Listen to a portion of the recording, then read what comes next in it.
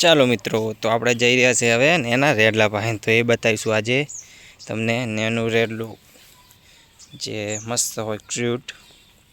ચાલો તો આપણે બતાવીશું નેનું રેડલું. હાલ તો આપણે નકલી ગાય બતાવે છે, નેનું રેડલું બતાવો. તો રેડલું મારું બેટું બિયા એટલે બહુ પાસે નહીં જવાતું આપણે. તમે જોઈ શકો છો નેનું રેડલું જો બિયાને તોડવાનું જ કરશે, પણ જે મોટી રેડલી છે એ આપણાથી નથી બિયાતી. અમે તમે બતાવી રહ્યા છીએ એનું રેડલું અમારું કેવું છે ક્યુટ. જો ચૂત તોડે અમારી ગાય નેની. હમણાં આપણે થોડી વાર પહેલાં એને પાણી જ પાવ્યું હતું. પાણી પાવ્યું એટલે શાંતિસર ઊભી છે ને ખવડાવવાનું, એના ટાઈમે પાણી પાવાનું ને છૂટી મેલાતો હોય તો પાટકે ઘરે જ રખાય. આપણે એને સોડે રાખી કે આપણે પણ કોઈ પૈસા એટલા બધા છે નહીં કે આપણે મોટા સેટ બનાવો, પણ ઝાડખા જો સોડો નહીં. ઝાડખાને છે રેડલું રહે એટલે ઠંડક ચૂટ રાખીને શાંતિસર ઊભી રહે આપણા મમ્મી. એ છે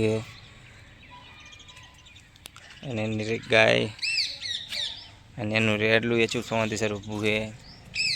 આ સાઈડ આપણે પાડો ઊભો છે, જો પાડો તો ચો તાકી રહ્યો છે. પેલી સાઈડ ભેંસ છે ઊભી છે, ભેંસ છે, પાડો છે, રેડલો છે, રેડલી છે, ગાય છે.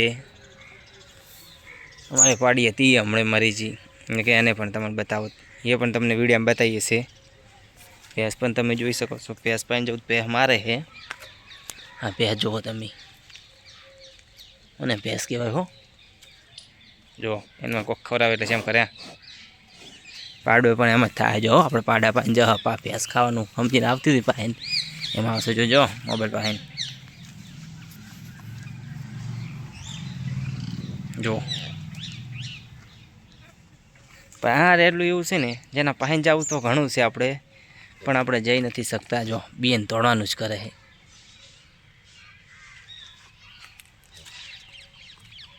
આ ગાયન કરતા શું ખોટી 2400 ઊભી છે મસ્ત મોજથી. કેટલી નરમ લાગે. આ આપણે તો ઈચ્છા થાય ને તો હોય હટ્ટા થઈ જાય ને પહેલે હટ્ટા થઈ જાય.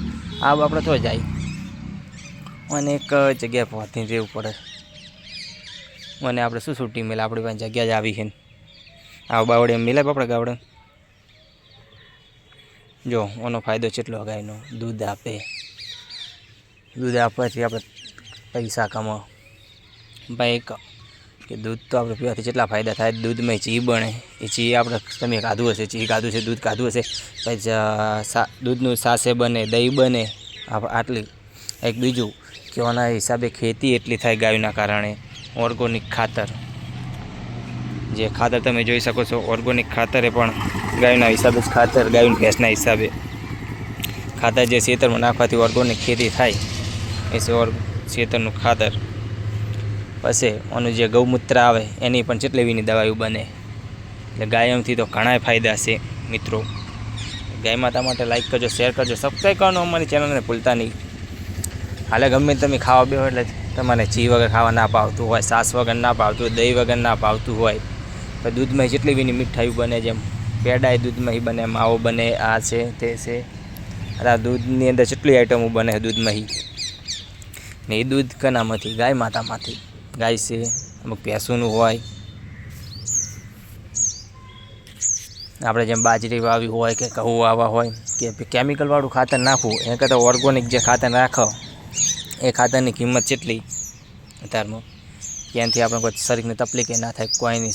આપણો જે વાયુ હોય એ સારું થાય. એ તમે જોઈ શકો છો. એના માટે આપણે વિડીયો બનાવો છો. ઓર્ગોનિક ખેતી ઓર્ગોનિક. એટલે ગાય માતા માટે લાઈક કરજો, શેર કરજો, સબસ્ક્રાઈબ કરજો.